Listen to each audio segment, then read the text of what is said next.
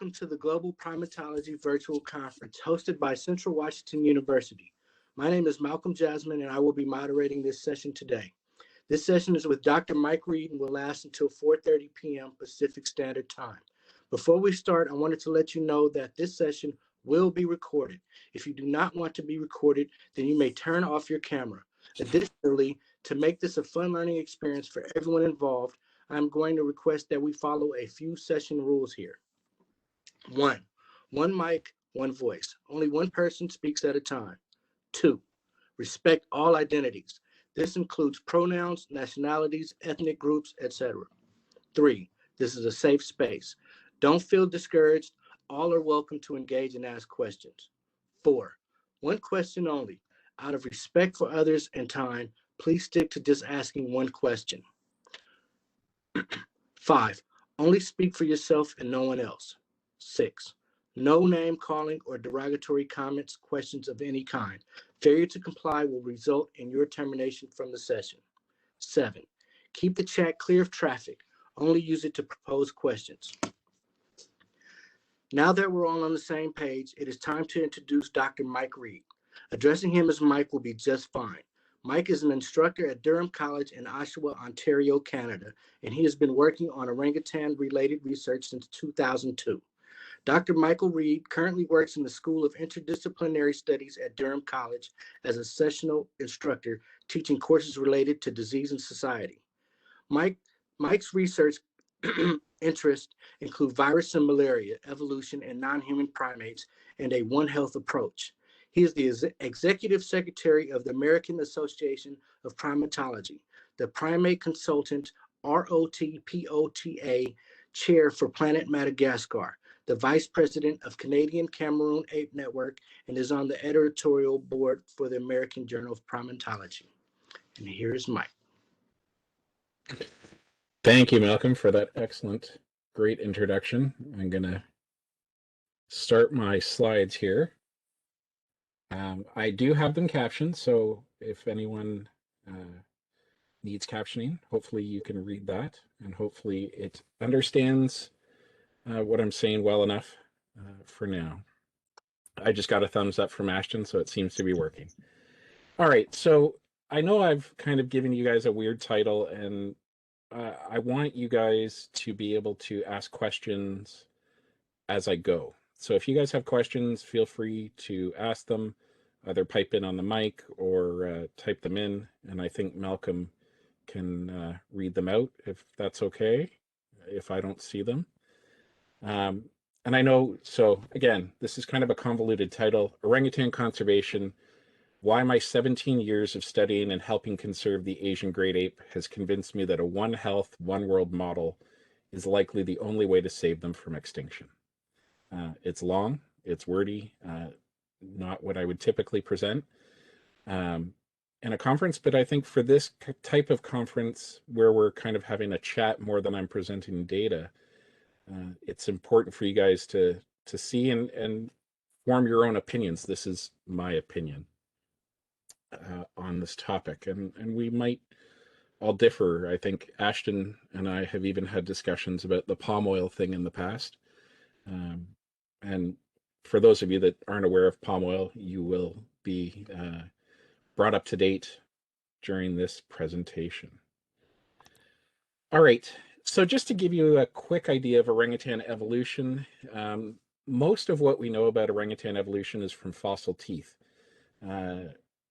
And interestingly enough, we have another little critter, a small mammal, to thank for this. Most of the orangutan teeth we have from fossil collections is the result of porcupines bringing jawbones and teeth into caves to chew on to keep their incisors at a proper sharpness and length. And what the only real point I want to make is orangutans have been around for a while. Sorry, for some reason that seemed to move. If you need any of the references I've got here, you can email me after and I can give them to you. But orangutans once ranged as far as China through most, if not all, of Southeast Asia, including Thailand, Vietnam, Peninsular Malaysia, Java, Sumatra. But the problem is a lot of, well, orangutan habitat is rainforest for the most part. And a lot of that soil is not very good for preserving fossils. So really the best example we have is actually a mother and infant from a site called Hoa Binh in Vietnam. And my pronunciation is probably off, but I'm kind of saying it phonetically. And this is one of the most complete, and it's an almost complete female and infant from the site. And it's the only fossil I've been lucky enough to have contact with. I've been able to hold some of the teeth from this young individual, from the baby. But we do have a fairly broad representation of teeth. So this is where we have and derive a lot of our evolutionary theory from on orangutans. This is just some of the sites as we get down into outside of China and down into, well, very southern China, and then into Vietnam, Laos, Cambodia, and Thailand, and of course, Indonesia, Malaysia, and the Malay Peninsula. So you can see there's quite a few sites that are there. Currently, we recognize 3 living species of orangutan. And this is kind of exciting because when I started giving talks like this, it was 2 species of living orangutan. Most of you are probably aware of the Bornean orangutan, Pongo pygmaeus, and there are 3 subspecies based on location. There is the kind of the eastern, the Pongo pygmaeus moria, which is found up in Sabah.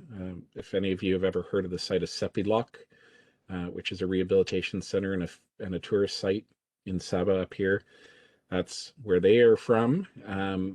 The ones that I have worked with down in Tanjung Puting, which is down here, are Pongo pygmaeus wormbii. And then there's Pongo pygmaeus pygmaeus, which is found in West Kalimantan, but mostly in the Malaysian province of Sarawak. There's, of course, the Sumatran orangutan, which lives only in North Sumatra, in the province of North Sumatra and Aceh, and numbers only in about the 4,000 or 5,000 range. We keep not really knowing. Counts keep going, but every once in a while, the numbers vary and it's hard to get good counts of them. It's a very remote region, very mountainous. And recently, like I said, Mike, you said there's 3 species. What's the third? Well, it's Pongo tapanuliensis, the Tapanuli orangutan. As I can see, my my captioning is making some interesting word choices for that. But the Tapanuli orangutan, they are new, and they were only described in 2017 by Nader and all in Current Biology. And Lake Toba is a giant lake here in northern Sumatra. It was a volcanic eruption that occurred 74,000 years ago that created this region and that lake.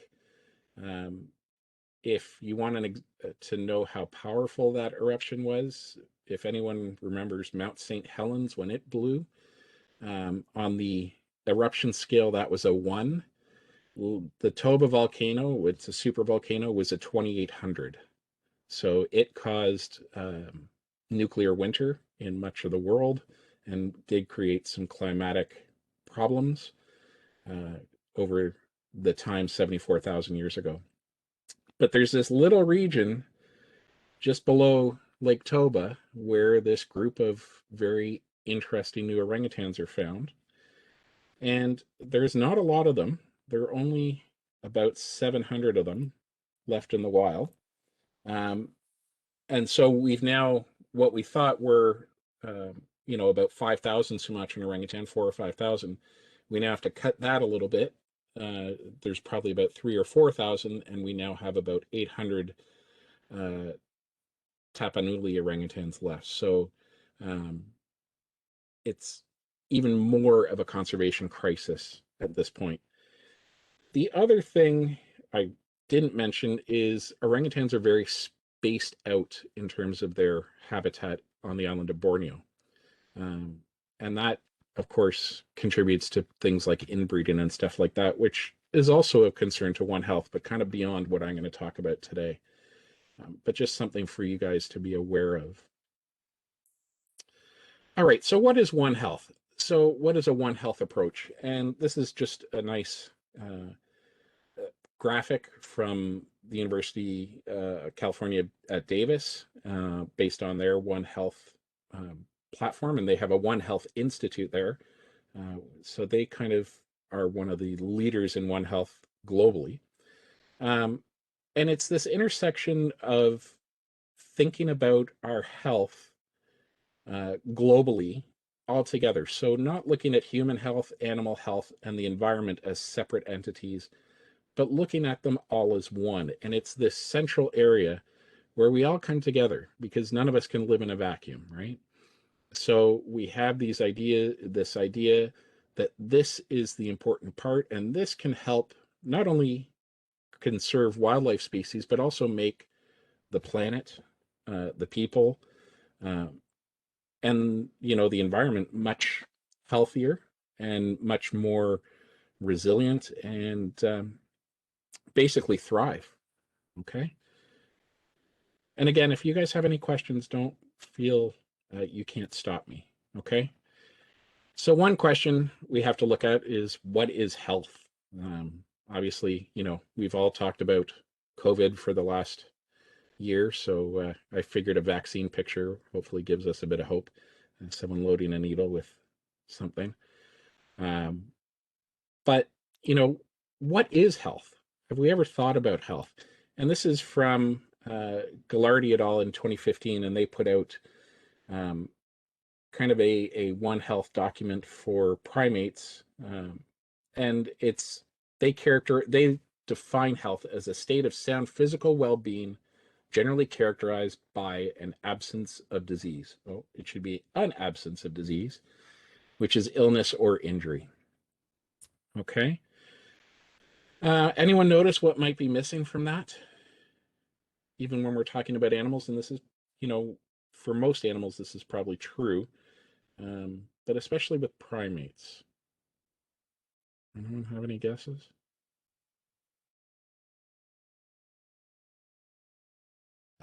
Michelle, thank you. Mental health, yes.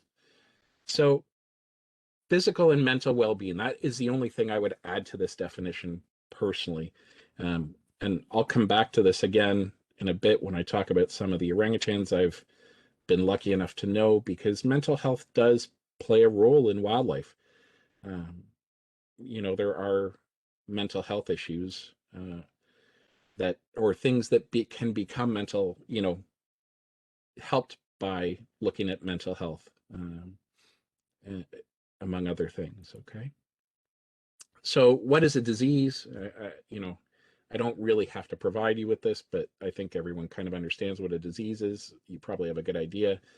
But the technical definition, again, from Ghilardi et al., is an abnormal condition of a body part or whole animal resulting and characterized by a set of clinical signs. Okay. All right. So let's talk a little bit about wildlife conservation. What is it and why do we need it?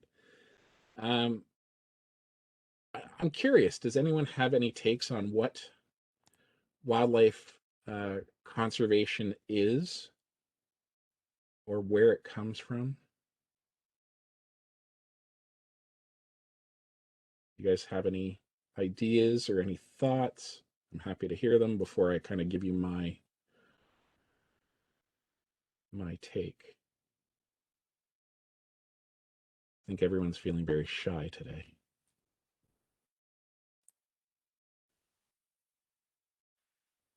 No one? So the truth is, that conservation really comes out of colonialism. Okay. And, this is a very loaded topic, and, it's somewhat controversial, but let's be honest. conservation wasn't really something that was needed prior to colonization, global colonization. Okay. And, you know, I can show you this example from South Africa here and this is directly from the South African Environment, Forestry, and Fisheries Department. And, you know, before colonization, it was the traditional leaders who controlled access to natural resources. Once colonization happened, it was the colonizers who regulated hunting and controlled hunting. And then once they started to realize that animals were being wiped out in certain areas or becoming less common, they started setting aside these areas for protection. And it led to, in South Africa in particular, the first national park, which is still around today, Kruger, being created in 1926. This is around the same time that the oldest primate-related national park was created. Anyone know what that is? I guess. I didn't say how or gas. I said have a guess, but apparently, sorry. That was an interesting one. Anyone have any ideas? So the Virungas National Park was set up around this time. And it was a gentleman named Carl Ackley. He was a hunter and collector for museums. For those of you who live in Chicago, the Field Museum was one of the places he collected for. And he traveled Africa killing animals and then realized that some of the animals he was killing over the years he had been doing this were becoming rarer and rarer. And he realized that the mountain gorilla was only found in one place and was a very limited species in terms of the area it lived in and the numbers he saw. And he convinced King Leopold of Belgium to declare it a national park. King Leopold, obviously, that's a whole separate topic. He was an awful ruler and an awful colonizer, but that's for a whole other topic of discussion. But I want to give you guys an idea, right? You know, within North America, when did we have to start conservation too, right? You know, I don't think I'm kind of creating any controversy by saying, you know, that a lot of the problems and a lot of the conservation crisis we face today comes from colonization. So, Annabelle, thank you. Annabelle likes what I said, so that's good. And you know, everyone has a different opinion. That is one of mine, as I've kind of spent my time in this field and kind of working as a conservationist. And it's what I feel we have to work against and you know, change the way we do. And I think a One Health approach is one way to do it. So let's give you a quick introduction to what is a history of One Health. And this is not an exhaustive list. This is just from the CDC website. And there's a few different places that you can get information on this. And the reason I put the pyramids up there was, well, you know, it does go back to a long time ago. The Greek physician Hippocrates wrote a book called On Airs, Waters, and Places, or writings. And he was the first to kind of link, at least that we know of, human health to healthy ecosystems. I can almost guarantee that he was not the first to make this link, but, you know, this is the first kind of recorded evidence of this link.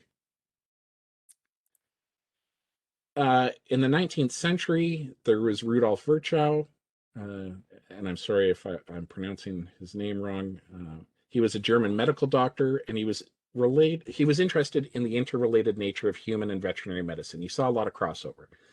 He was the first to coin the term zoonosis, For those of you that don't know what a zoonosis is a disease that can jump from animals to man and humans. The traditional, when he wrote it, it was from animals to man. We would now say humans, obviously. Of course, COVID being the most recent example of this.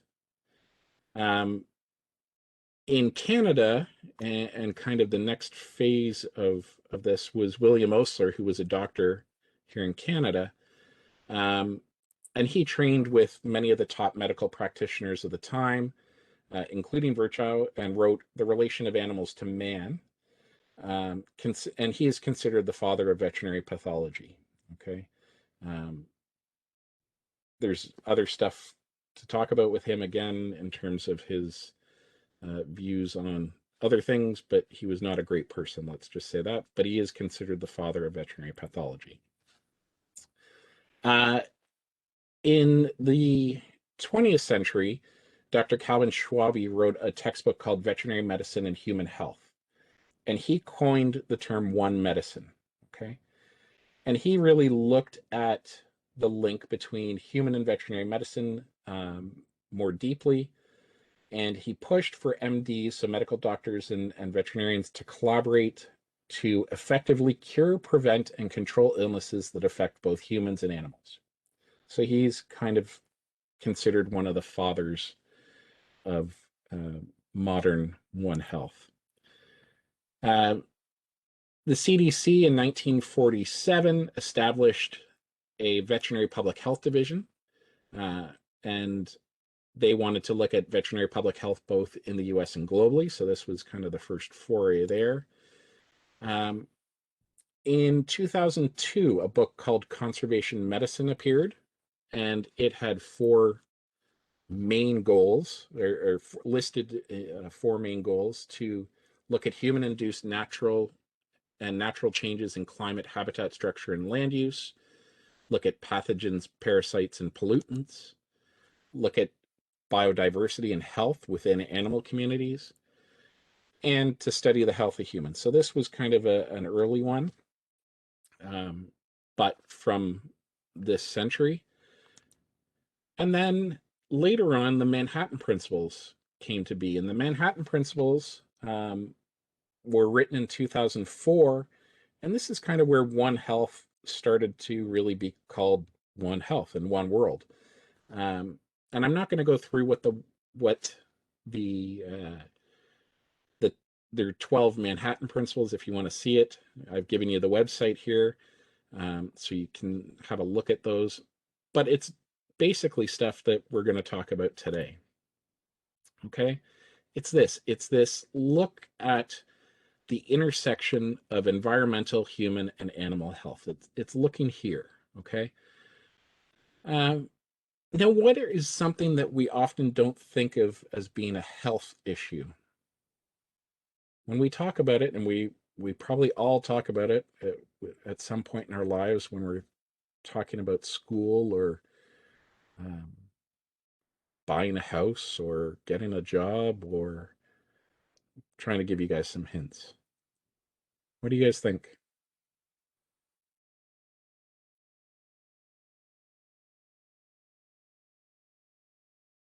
Economics. So think about economic health too, right? That's under kind of the environmental health and the human health and animal health, right? There's economic implications to everything. So we'll go through that a bit in a little bit too. But what I love about One Health is that under this umbrella, it really can include everything. Okay. For primate people, humans and primates are coming into contact more and more, as well as primates coming into contact with domestic animals. So we see more incidents of crop raiding, primates leaving protected areas and going out and crop raiding. We're seeing ecotourism, a lot of natural resource extraction. We share water sources, right? One of the things we don't often think about is we share a lot of the water that we drink with wildlife.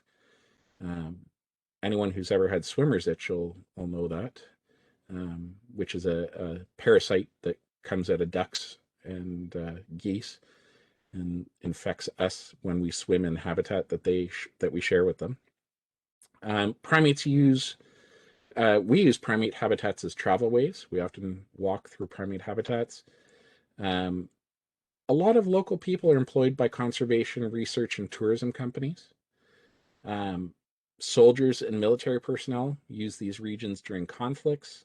And overall, what we're seeing is that wild habitats are becoming overall less wild. So, what does One Health really do? Well, it recognizes that the health of the humans, animals, and the environment are linked and linked very closely. And it encourages a real change in conservation in that nothing can be done alone. It really needs to be multidisciplinary. And it can involve pretty much anyone. I tell my students, it doesn't really matter what final career path they take. If they want to be a One Health practitioner and conservationist, they really can do so. I've listed a few here, wildlife managers, workers in protected areas, veterinarians, ecologists, primatologists, human medical professionals. So that can be anything from medical doctors to nurses, to dentists, to basically anyone, therapists, anyone. Public health workers. Public health obviously is going to be a big part of it for certain things. Local stakeholders and local communities. This is a big part of what is going to make a One Health project work. Okay, and I'm going to give you all later some ideas, or some of my ideas, and on how we can include local stakeholders and communities on that. Policymakers, governments, right? And enforcement officers. A lot of people, or a lot of wild areas that still exist, are protected. Some are not, but many are, and we have to work with enforcement officers and get their input on these things, right? All right, primates, to me, and the reason I've studied disease in primates for the last number of years is because of this very interesting close evolutionary relationship that we share with them, non-human and human primates. So we share many of our pathogens, and they can move from us to them, and then back to them, and back to us. It's kind of a never-ending feedback loop if it was allowed to be that way. All right, you're all probably going, Mike, when are you getting to the orangutan stuff? Finally, I am here. So now we'll talk about orangutans. And with orangutans, generally, we talk about the big three threats to survival: loss of habitat, hunting in the pet trade, and disease. Those are considered the big three for orangutans. And really, I think for a lot of people, these are kind of the big three for all primates, a lot of wildlife globally, but primates especially, and especially the great apes. All right. For Ashton and I, we're kind of going back a bit. This is a conversation we had. But palm oil. Palm oil is one of the biggest threats to orangutans. But I'm going to put a but on this at the end, and we'll see what you guys think after I explain this to you. So palm oil, for those of you that don't know what it is, it's an ingredient that comes from a fruit that looks like this. Oh, I should have warned you, sorry. There are some unpleasant images. If people don't like skulls and stuff. Not human orangutan. This was actually put out by a British company. This particular picture with the subtitle, "The Danger Palm Oil Dying for a Cookie." Palm oil is this little fruit here, and there's a nut, and the fruit is very oily. The nut is very oily, so you can get palm oil or palm nut oil. So there's two different versions, and it's basically ingredient that can be put in just about everything. I'm going to show you that here. Cosmetics, cleaning products, food. It's really versatile. If you know, and a lot of shampoos and soaps, it's what makes it kind of bubble up so well, you know, gets you all the lather and all the bubbles. Food, it's just a cheap oil that kind of works with a lot of different ingredients to make really anything you can imagine. A lot of junk food has palm oil in it. And unfortunately, the best place in the world to grow palm oil, or one of them, is prime orangutan habitat. So Malaysia and Indonesia, the two countries that currently have orangutans, that still have living orangutans, are basically the best places, or some of the best places on the planet, to grow palm oil. And so a lot of prime orangutan habitat has been clear cut now for plantations. Okay. Now, what is that? The thing, you know, what is that? Anyone know what the palm oil thing here? What is it technically? Does anyone know what it would technically be called?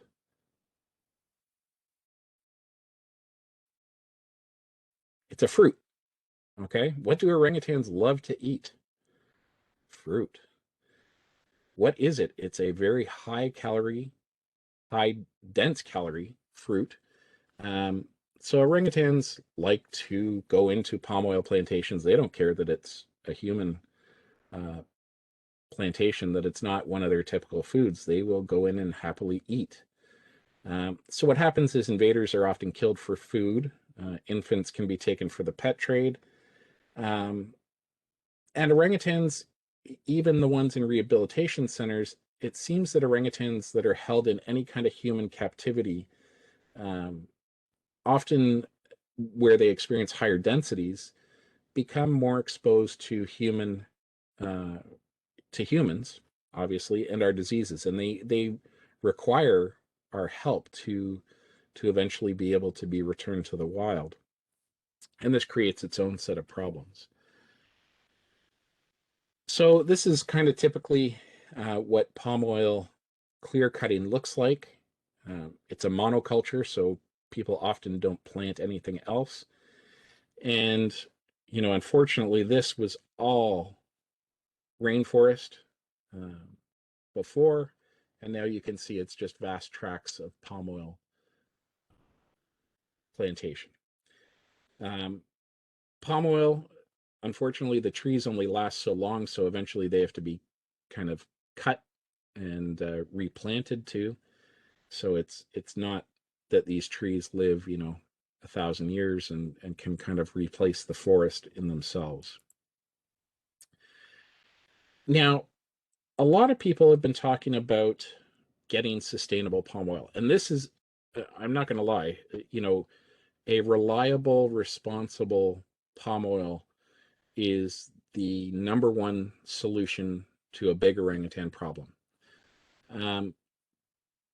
But there are some calls for people to not eat any or not use any palm oil that's not considered certified sustainable. And this is where I'm torn.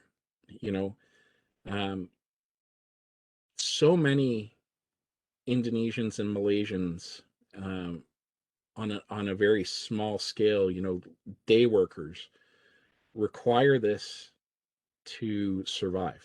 They require the income from working in palm oil plantations and some of the factories to survive. That I'm not so sure that the answer would be to boycott all palm oil without having some other things in place to counteract it. So that's my only caveat. It's not that I'm anti-sustainable palm oil. I am very much in favor of sustainable palm oil. And I think that's where we have to work towards.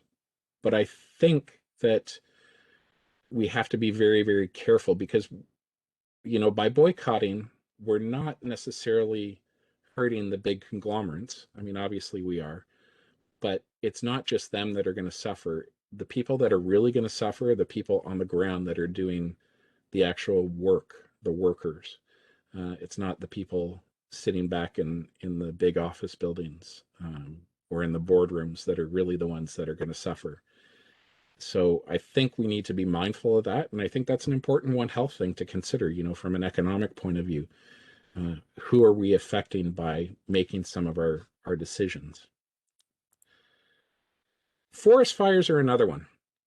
And forest fires provide a lot of problems. Not only do they destroy habitat, but they actually cause horrible pollution and contribute to a lot of burden of respiratory illness in humans and animals, as well as burns, obviously, stuff like that. So forest fires are a big issue, and a big One Health issue, and a big health issue not just in Borneo or Sumatra, but it gets as bad that Singapore often has to close schools down during the fire season in Borneo. And these are just, as you can see, literally fires that are just lit indiscriminately and they just burn randomly. No one is here watching this fire, attending to this fire.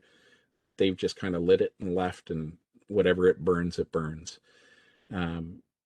So this is, a big, again, One Health issue. Fighting these fires is important. And, something for us to remember is not just the loss of forest in this, but it's the effect on wildlife and human health associated with having so much fire and so much smoke and burn. So like I said, we can see these fires are monitored, but you can see where all these fires are occurring, a lot of this region, and that smoke is just being taken, Singapore's right here, so that smoke is just being taken by these air currents right up to Singapore, right up into Malaysia and out. So it just does cause a huge burden. All right, I'm going to tell you about where I started doing my orangutan work. Part of it was here, and this is the Orangutan Care Center in Quarantine in Pasir Panjang in Kalimantan Tengah, which is Indonesian Borneo. And this place was established in 1998 to deal with the growing problem of sick, injured, and orphaned orangutans. And the reason 1998 is kind of the year it opened was 1997 was one of the worst forest fire years ever. And it was all of a sudden that we saw this huge, or researchers saw this huge influx of orphaned orangutans. Until that time, it had been on a smaller scale. And this kind of opened the fires of 1996 and 1997 kind of opened the floodgates. So they needed these specific centers to treat them and to deal with the veterinary and other issues. Okay. So, the summary is kind of that we have, these problems where we have a lot of human wildlife conflict. We have orangutans in forest fire areas. We have orangutans invading palm oil plantations. We have hunting. And we have babies being taken for the pet trade, stuff like that.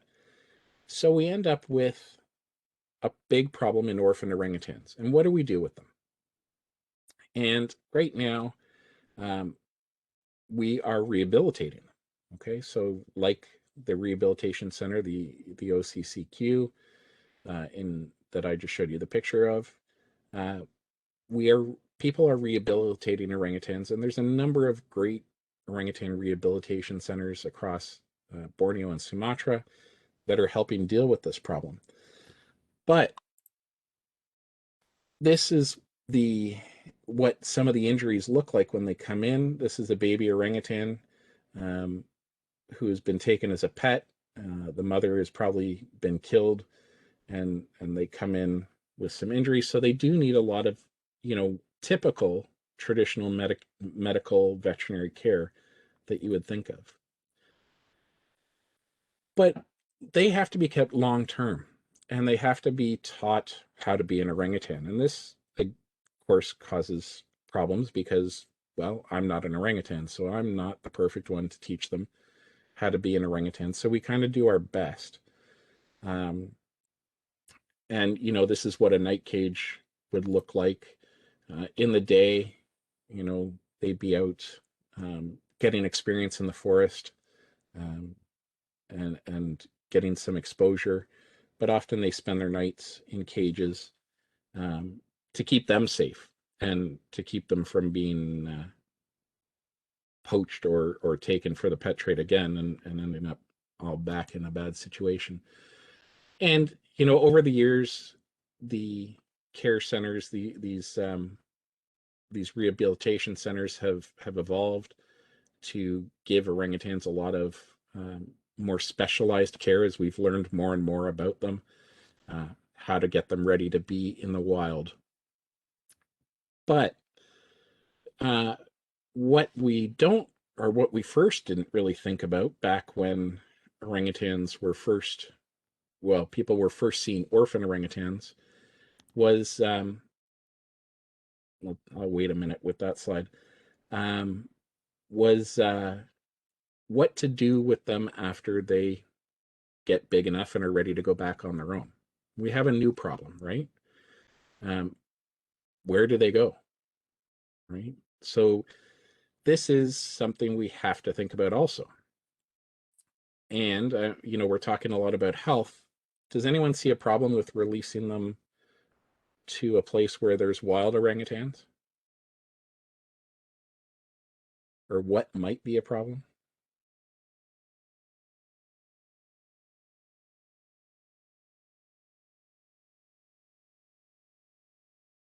Well, disease, right? These orangutans have lived in fairly close proximity to humans. And although they're highly tested before they're released into the wild, disease is one issue. Also, they've been raised in some ways by humans, right? Like I said, I'm not an orangutan. I can't teach a baby orangutan to be a baby orangutan. So it's difficult to think about releasing them in areas with any other orangutans. And so currently, and as it should be, and this is something that will likely stay forever as we've kind of grown to know more, it is now not allowed to release any wild ape into a habitat where there are wild apes. They have to be released into areas where there is no living population. Now, there is a problem with that too. We can't control movement, and sometimes people, or in our case, people, or in this case, orangutans, do travel long distances, and they may come into contact with wild orangutans, or a wild orangutan may come into their habitat. But overall, it's to avoid big populations kind of crossing with each other. Okay. The next picture looks really bad, but it's got a happy story, so don't feel too bad about it. I want to introduce you, like Michelle said, when I asked one thing that the health description or the health definition I showed was missing, was this: mental health. And I want to introduce you guys to Yuta. This is Yuta, and both are Yuta, and these are just taken a year apart, or 2 years apart, sorry. And Yuta was an older orangutan. She was only the size of about an 8-year-old at this time, in this picture here, weight-wise, and was very skinny, had no hair, or very little body hair, and was just not thriving, and would spend a lot of the day sitting like this and sucking her fingers. She was about 14 or so at this age. Again, her size-wise, she was about the size of orangutans half her age. And the difference with Yuta from a lot of the orphans that came in was that Yuta was much older when her mother was killed. She had probably was right on the cusp of actually being weaned and kind of going out on her own. So she seemed to struggle a little bit more with the trauma. From what I saw, there was this kind of failure to thrive. The great news is that a lot of TLC and good medical care, got you to this state just a couple of years later. And right after, not long after this picture was taken, she was actually released back into the wild. So, as much as, like I said, it looks awful and she's really failing to thrive here, some hard work by a lot of dedicated people has helped this one orangutan for sure, and many like her return to the wild. Oops, wrong way. All right, let's talk about ecotourism.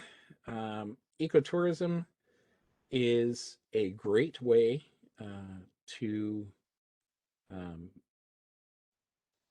bring economic growth into areas that need it, that are big conservation areas, and it's one of the areas that I think we're really going to have to focus on and kind of do our best to encourage. But there are problems with ecotourism. But I think from a One Health perspective, this has to be a part of the economic health of a region.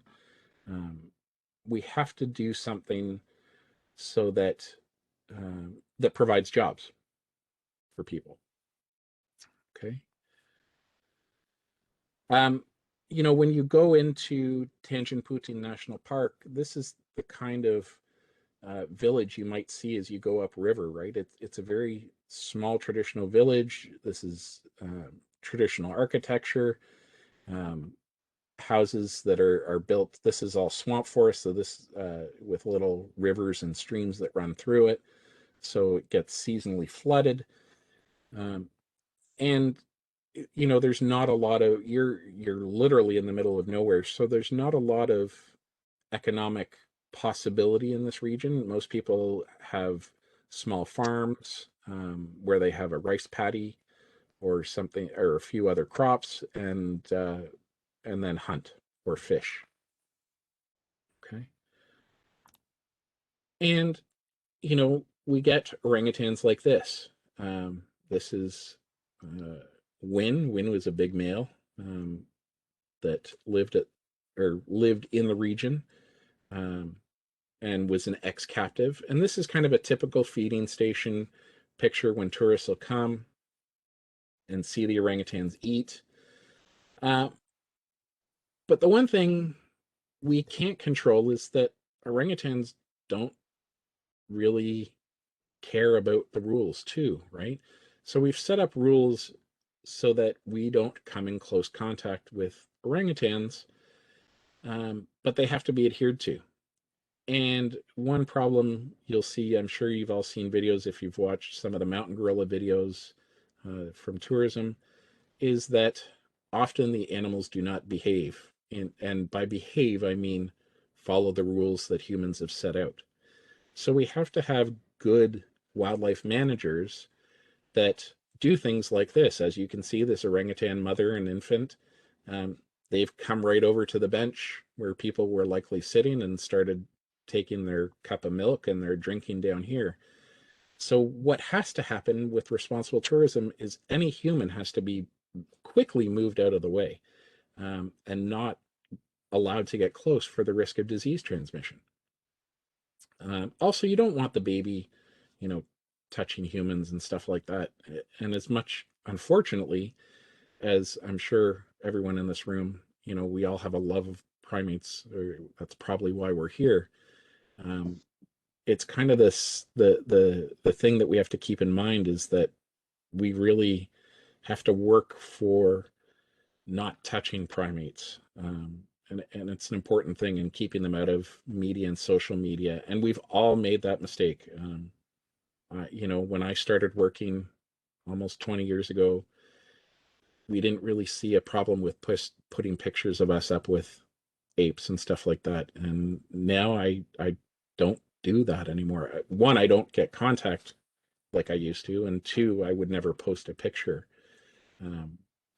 You know, even though the fact that even 20 years ago, when I was perhaps taking pictures with an orangutan, I'd gone through a strict quarantine period and had more vaccines and stuff like that before I was allowed access to them.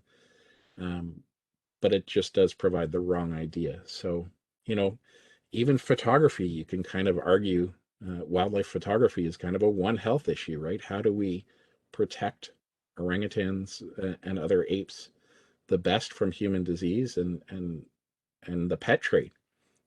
So poaching, and one way is not having pictures, unfortunately. So I guess, sorry, that's my little, not rant on that subject, but my thoughts on it. And again, I am equally as guilty as everyone. You know, no one thought of it 15 years ago, and now it's become a big issue. And we should have thought it 15 years ago, but we didn't. Okay. So, like I said, we have to find regions where there are no wild orangutans to release ex-captives now.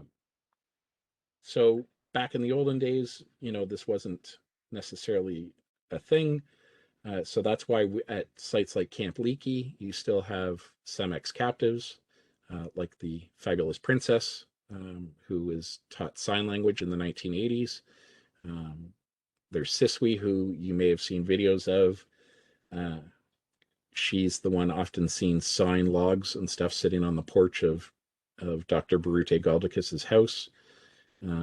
She's seen using a saw. There's a couple of videos of her sawing stuff. But now what happens is all these orangutans have to be released in areas without wild orangutans. So we come to habitats like this, and this is the Lamanda Nature Reserve. This is a place called Camp Siswoyo. And interestingly enough, to Dr. Galdicus's credit, this area was actually a logging concession that expired. And she went to the Indonesian government and said, you know, we've got all these orphans. We need a place to release them. And there's still some forest here. It's not great, but there's still some forest. Can we use this? And the Indonesian government said, sure, we're going to make it a nature reserve. And, you know, I'm going to tell you that one of the greatest things I've ever seen in my life, or one of the happiest moments I've ever seen, is watching an orangutan, or a group of orangutans in this case, be released back to the wild. You know, this is Bangkal here, and Bangkal was a wild orangutan that found some loggers and saw that they were cooking dinner at the fire. And kind of invaded their camp to look for easy food, and was hurt badly by the loggers. And unfortunately, he was found and treated and turned into this very beautiful juvenile male, great hair, very strong, and was released back to the wild. So this was a happy moment. If anyone is British, I think this scene was actually in a British documentary on orangutans, but done by the BBC. They were there filming that this day. So just to give you you know, from my personal experience, one of the joys of my career was actually watching this. But again, it's always bittersweet too, because you know they're going into a region where they're only with other ex-captives, but at least they're living a wild life again. But even in these protected areas, we have problems with people coming in and logging illegally. Okay.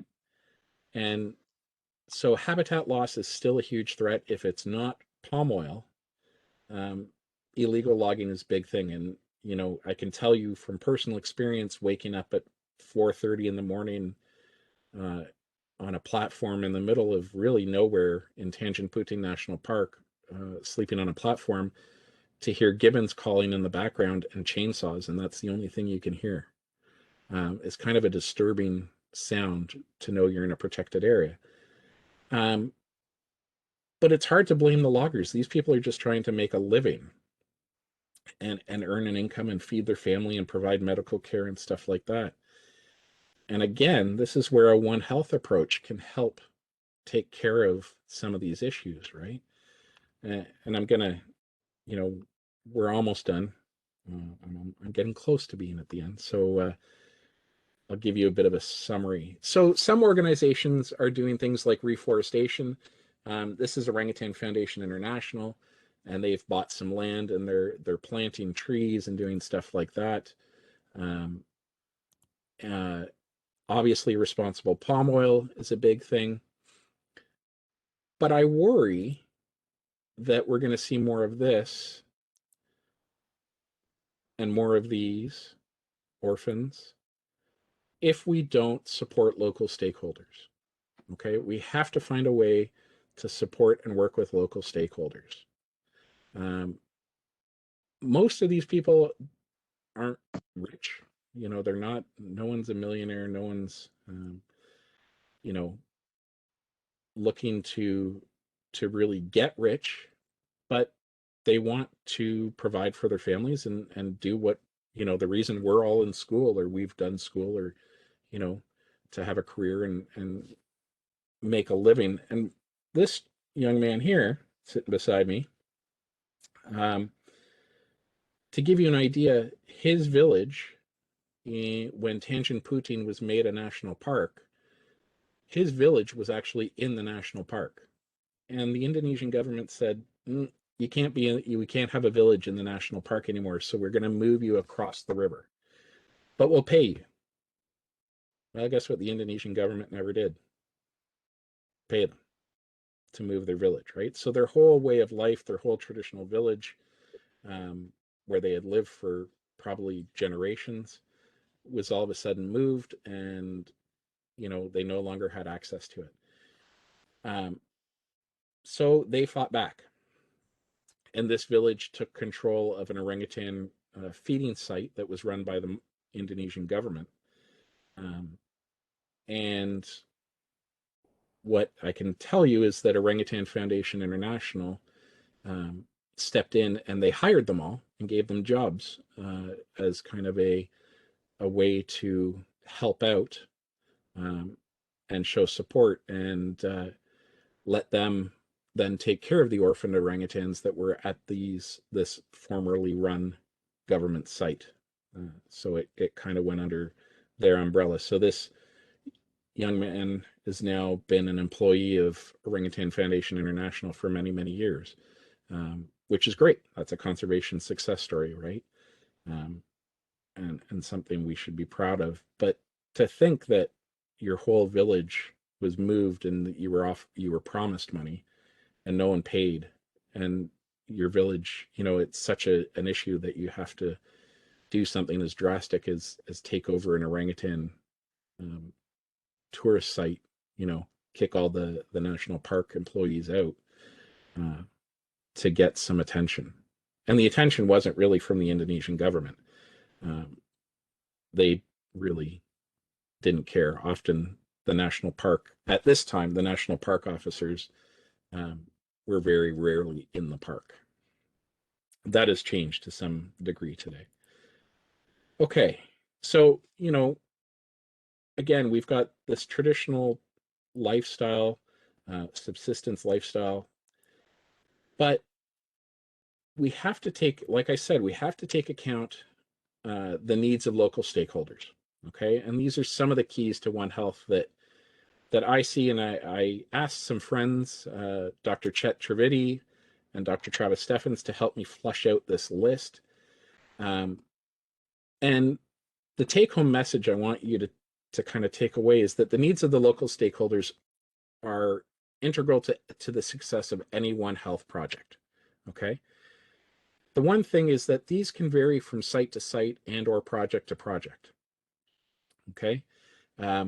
Access to affordable healthcare, food and water security, reliable and affordable education, economic health, a voice in conservation and One Health project discussions. So, what in under and we've seen that the scope of One Health can be so big. What do they feel is important? What to help them and help them become advocates and conservationists for the site too? what will make life easier for them. Personal and property security. I'm going to talk about my new project in a few minutes, but we've been forced to not go in the field for the last 3 years or 4 years. I haven't been to this site yet because of civil war in the region. So these are big issues, right? So, to make this work, and to me, to make conservation work, period, we need to balance the total needs of the stakeholders with the conservation needs of the ecosystem. And they're not mutually exclusive, because humans are part of the ecosystem, okay? And these really need to be part of a long-term and sustainable One Health plan. And the other thing I want to tell you guys is I don't think that anyone has to be a One Health or a disease person to implement a One Health conservation project at their site. You just have to be willing to collaborate. Even hire, if you run a field site and you have nurses come in, or you're willing to have economists come in and help with some, sustainable economic projects to encourage economic health. Those are things, right, that really can be adopted at any site. And again, it should be done in discussion with the local stakeholders. What do they see as big needs? So I guess that, oops. Oh, I was supposed to click every time I forgot.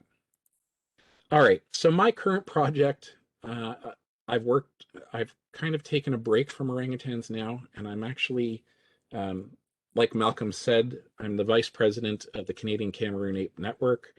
And we are working now to conserve the cross river gorilla, which is the rarest subspecies of gorilla on the planet. There's only about 350 individuals and only about 250 breeding age animals. But really, we have no idea the numbers. And this gorilla is only found in the border region between Nigeria and Cameroon along the Cross River, and is very rare, very elusive. Most people have never seen a Cross River gorilla before. This was one that lived at the Limbe Wildlife Center. This was an orphan that had been rehabilitated. Unfortunately, he just passed away, but he was the only Cross River gorilla in captivity. So we don't know a huge amount about this species. And in Cameroon, we're taking this from a One Health approach, and we're partnering. So we've started to look at areas that we've seen so far, that we think can be early targets for a One Health project in the region. But obviously, the first thing we're doing is a couple of surveys to see what the needs of the local population are. And like I said, we've been kind of pushed out of the site due to civil war in the region. And so we really don't know what the needs are. We don't know if there's schools left. We don't know if the teachers have left the region because they fled. There were a lot of refugees that left the area. So there's a lot to do, but we've started at least some of the groundwork. And the one thing, to think that's really important is, not only is my co-founder, one of my co-founders, Dr. Samuel Abu Guichet, Cameroonian himself. He's a recent immigrant to Canada, and an ecologist by trade. He's not a primatologist, but an ecologist. But I keep going the wrong way. But we've partnered with, on the ground, a local nonprofit in Cameroon called the Cameroon Society for Sustainable Development of Natural Resources and Environmental Protection. And we're working with them so they can give us an idea of what the needs are in the region. We can't be, or I can't be in Cameroon, all year. And obviously we haven't been able to be there because of the Civil War. But we can work together with them to provide, and to keep updated on what needs were. And at one point, we sent over some money to support some pregnant women who had to flee and were in refugee camps and needed some money to pay for the medical care to give birth to their children as refugees from the war. So it can be something as simple as that, an immediate need like that. And with that, I'm going to leave you with, a very typical Borneo picture at night. This is a proboscis monkey hanging out in a tree as the night falls. And I'm going to thank you all for letting me talk for so long and for listening. There are a number of people I'd like to thank. These are all organizations I have worked with, so I'm not advertising for anyone that I have that I haven't experienced personally or don't have experience with personally. Obviously, the orangutans, the people of Borneo. For anyone that's never been to Borneo, make it at some point in your life. The people are just amazing, and they are very conservation oriented. It's just finding a balance. Most of them, if they have an opportunity to work in conservation, they will take it. They don't like hunting or logging, but they do it because it's sometimes the last resort. Ashton, thank you so much for inviting me today and giving me a chance to talk. I hope I made you proud. Malcolm, thank you for hosting today. Of course, my friends Chet and Travis, and all of you for joining me and letting me talk to you today and present some of my thoughts. Like I said, this wasn't a typical conference talk. It was, this is kind of some of my experience of the last 15 years, kind of 20 years wrapped together. And I'm happy to take any questions or any comments, anything you guys like to discuss, Tiara asked, even with disease transmission from humans, is there any worry about loss of genetics in wild populations if released into areas without wild orangutans? Yes. And I'm not a geneticist, but yes, that has to be a concern. You can get breeding depressions or inbreeding depressions. So you have to have enough habitat where, unfortunately, we're not seeing anything where the loss of orphans is coming anytime soon. And there are lots of orphaned animals that still have to be released. So hopefully those genetics will kind of contribute to the population. The other issue that, we are only being able to recently perhaps discuss is, as much as we try to, if an orangutan is found in our part of Kalimantan Tenga, it's taken to a rehabilitation center in Kalimantan Tenga. But there is no guarantee with the way humans travel now that it is actually of that subspecies. So there is a little bit of a risk of subspecies admixture. So yeah, great question. It is something definitely that, and, you just brought up another One Health point. If you had someone that's an expert in breeding genetics, that would be someone you might want to add if that was what an interest of yours and you wanted to think about how you could apply it to One Health. That is definitely a way. Good question. I had the same question. There's two more questions right now. Ashley asks, for orangutans being released into the wild, is there any attempt to train them to not readily approach humans before releasing them? It's not really. So yes, they are encouraged to avoid humans a lot more. The problem is that some of them like us, don't really abide by the rules. Like I said, they don't really know, and some of them don't really have, they've never had a really bad experience or one that they can remember with humans. So that can cause some trouble. So again, having a good relationship with some of the local, say, palm oil plantations near your release area, or even with wild orangutan areas, so that they will call when a problem orangutan shows up, um, instead of just shooting it or beating it. Unfortunately, I've seen some horrible pictures of orangutans being beaten, um, so that it can be translocated, it can be moved, and obviously prevent the death or the loss of an orangutan. Ashton has a good question. And how do you envision the future of ecotourism post-pandemic? Ah, um, it's going to be different, and I think it will be. You know, I think I'm hoping that for people that haven't thought about it before, now we will start thinking about, and it'll be commonplace for us to wear masks at all ecotourist sites. That won't be a weird, a quote unquote weird thing anymore. For us to socially distance from the animals. I think,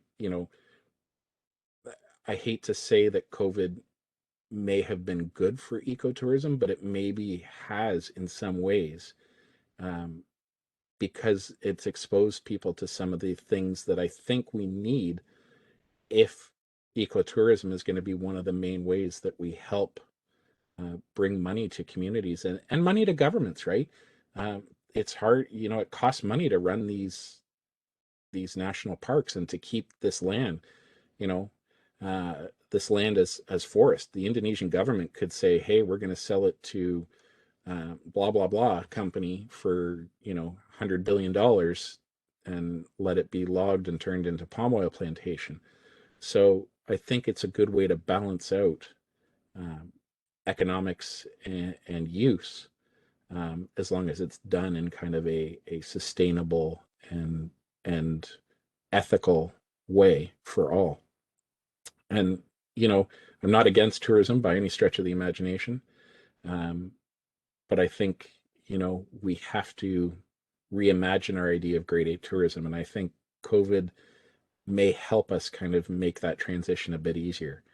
Um, how many would any of, I mean, we're probably a bad example, because we're all here because we have an interest in primates, but I think people may understand better the risk of disease if guides um, are tasked with telling people that they can't, hey, that orangutan's getting too close, you have to move away.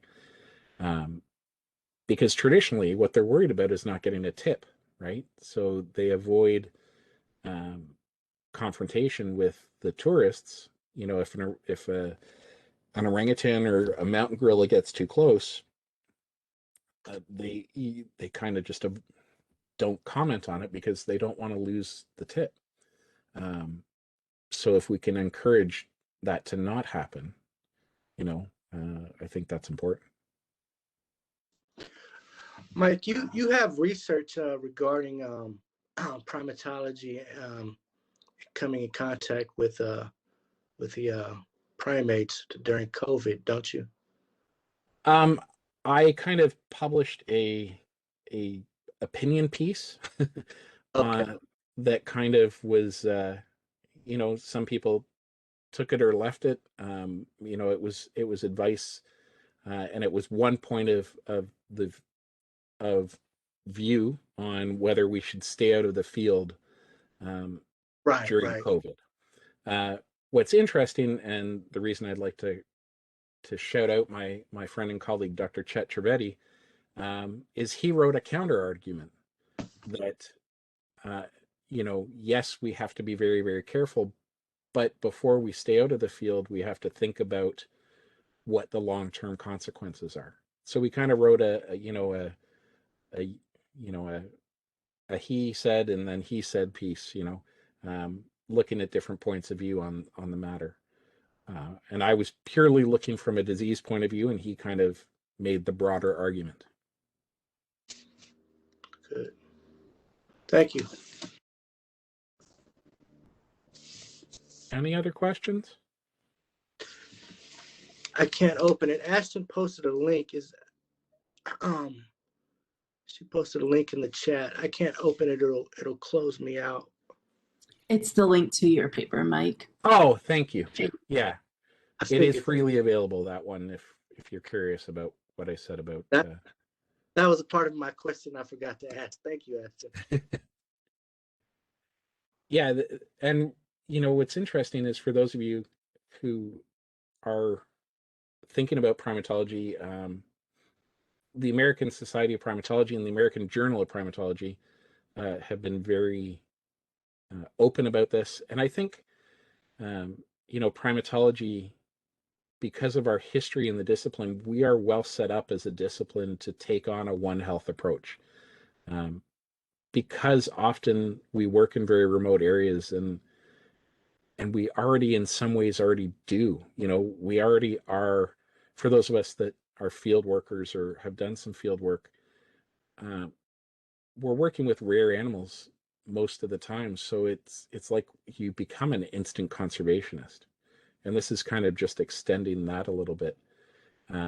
But we're currently working on, I'm guest editing an issue of the American Journal of Primatology that's dedicated to One Health and One Health type studies in non-human primates in general and globally. And we've got some really interesting stuff that I'm excited for you guys to see in the next little while. So some really great research coming out. And I know you're probably all, as Malcolm mentioned, I've done a lot of disease on the a lot of study on the evolution of malaria and some viruses. And you're probably going, but what does evolution have to do with One Health? Well, COVID. What I look at is this host jumping. That's a big part of the evolution of these viruses and parasites, is that they jump between hosts. So we can look at it, as this recent jump with COVID, and I can look at it 3 million years ago or 4 million years ago when simian foamy virus jumped to orangutans, which is another one of my papers, but not important. It's a disease or a virus that doesn't cause any disease, but it's just got a very interesting evolutionary history. Foamy viruses are found as far back as 350 million years ago. So they're a very old virus.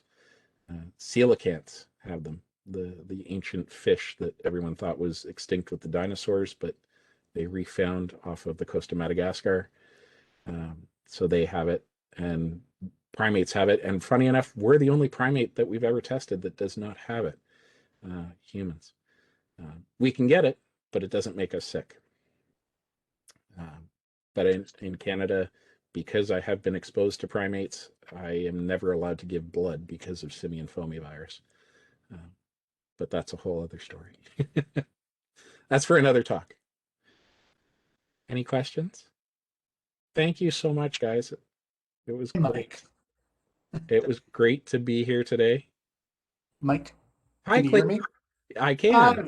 I How are you actually sent doing? a few questions. I'm doing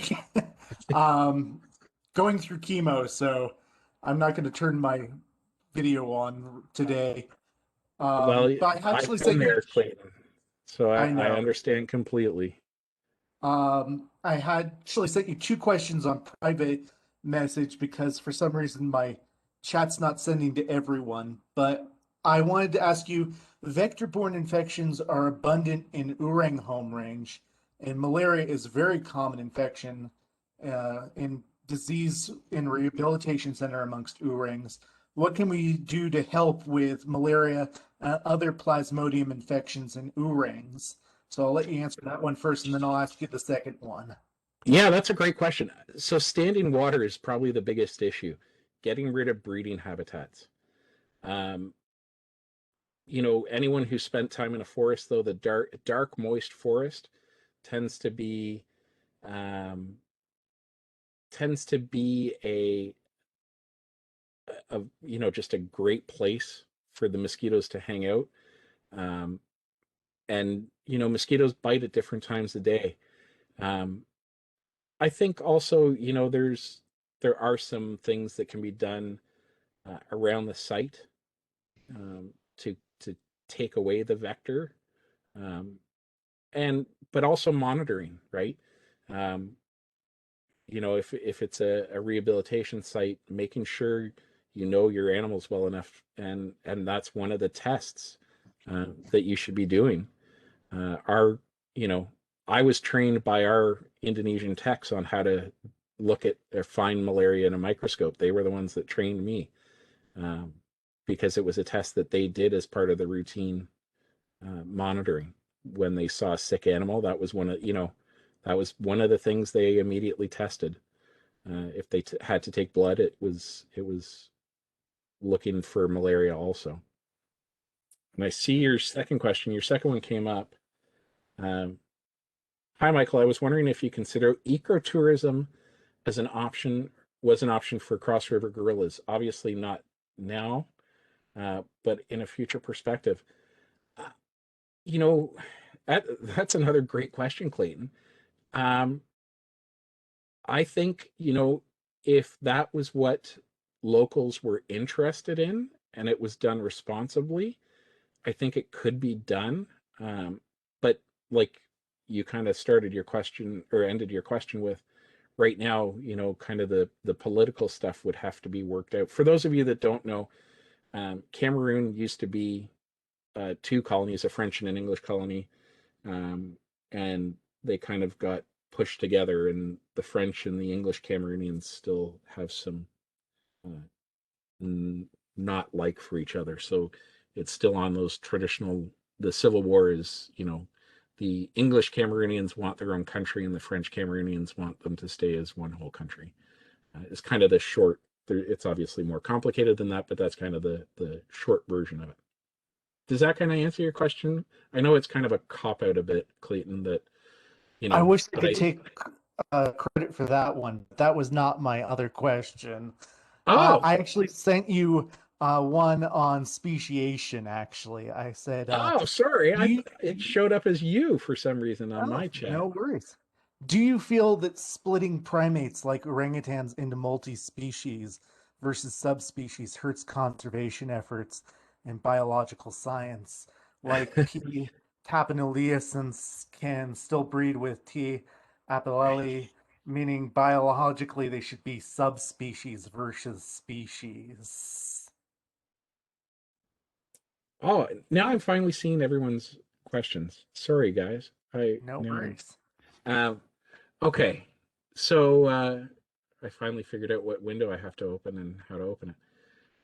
Yes, I'm old and a little technologically not inclined. Clayton, yeah, I'm not a big fan of the splitting. With Tapanuli, it's really tough. And it's great that we're celebrating a new species. But yeah, it's which, and here's the question, and what it boils down to is we don't have a strict idea of how to define a species anymore. The genetic species concept, do we use a phylogenetic species concept? Do we use the breeding species concept where, if they can breed and produce fertile offspring, kind of the traditional ecological concept, if they can breed and produce viable offspring, then they're the same species. So it's really hard, and I'm not a big fan of splitting. The only thing I'll say about the Tapanuli orangutan is it seems to have been the first one to have kind of separated from the last common ancestor of other apes. So it is the oldest orangutan lineage. So they are kind of the original. So for that, it might be hard to not have named them their own species. But overall, like the 3 subspecies on the island of Borneo, to me, that's just kind of not necessarily the most important thing to do. You know, I think there's other ways that we could look at it.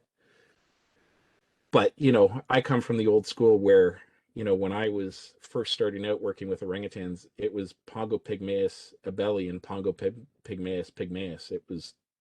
They were the Sumatran and Bornean were subspecies of each other. So I'm kind of old school, I guess, in my approach. Ida? I'm a lumper too. Ida, I just saw your question. So boycotting palm oil industry is not buying their products, would only lead to other types of industries such as livestock taking place and would not stop the deforestation. I think you are exactly right. And that's why I'm not for a complete boycott of palm oil. Of course, I think we should be pushing very much for sustainable palm oil, but I think a complete boycott would actually, like I kind of mentioned, contribute more to forest problems, forest fires, illegal logging, and orangutans being killed among, and I'm kind of using orangutans kind of as the ambassador species. It's all the other stuff that's in those environments, some really rare animals, birds, insects, everything. So we're kind of talking about a flagship species in terms of conservation here, but it's the other rare species that we would also be losing. Jenna, how do I stay motivated? You know what?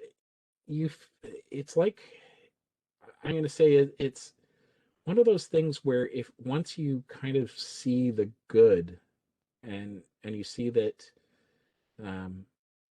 so many people are so into helping them and knowing that you know local people want to save orangutans, and that they're willing to work for it too. I think that kind of keeps you motivated, or at least it keeps me motivated. Also, mentoring young primatologists and young, young people that have a passion for it. Two of my co-authors on the paper we put out about Cameroon, one is just finished doing pre-med and is applied to med school, and the other is a master's of I think policy in political science policy. So I think helping mentor the next generation, I'm making myself sound ancient. I am a little older, but I think keeping me seeing that young people want to get involved, even if they're not primate people, also helps kind of keep me motivated.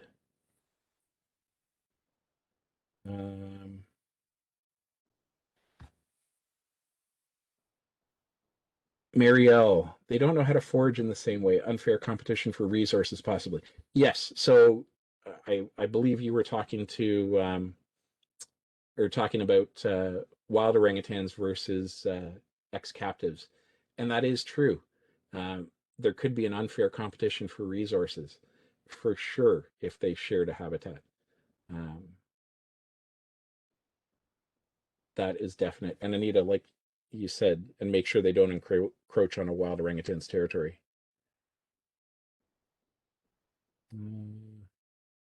See, now I'm seeing all the questions. Ashley. Oh, okay. I saw your question. There we go. Raymond, thank you for bringing up local stakeholders when talking about conservation. You know, I think that's kind of the biggest thing to fighting our history of being, you know, conservation being so colonial. I think, you know, it's at least a start. Working, you know, and to kind of acknowledge that, you know, it's not, you know, a Western primatologist. You know, we want to help out, but we have to take what local stakeholders, you know, what their needs are and work with it if we want to help with conservation.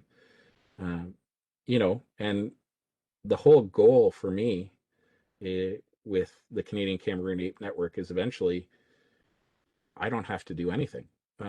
You know, I'd like to train students in Cameroon and have Cameroonian colleagues that completely take over doing what I'm doing, and local stakeholders running everything. And if they need advice on something, I'm happy to give it. But I don't want to run the Canadian Cameroon Ape Network or our projects forever. I want it to be run by Cameroonians in Cameroon. You know, people that the local stakeholders.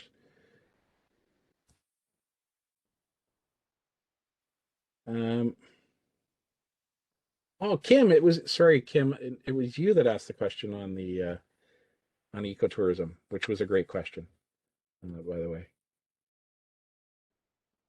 Are there any other questions? I hadn't figured out how to open the chat. I'm sorry, guys. I finally figured that out. I'm not seeing any questions in the everyone chat. Yeah, Clayton, it sounds like we're both lumpers. And I know we're both around the same age, so I think maybe that's a function of, you know, genetics were fairly new when we started in the field, and things were generally less lumped than they are, or less split than they are now, more lumped.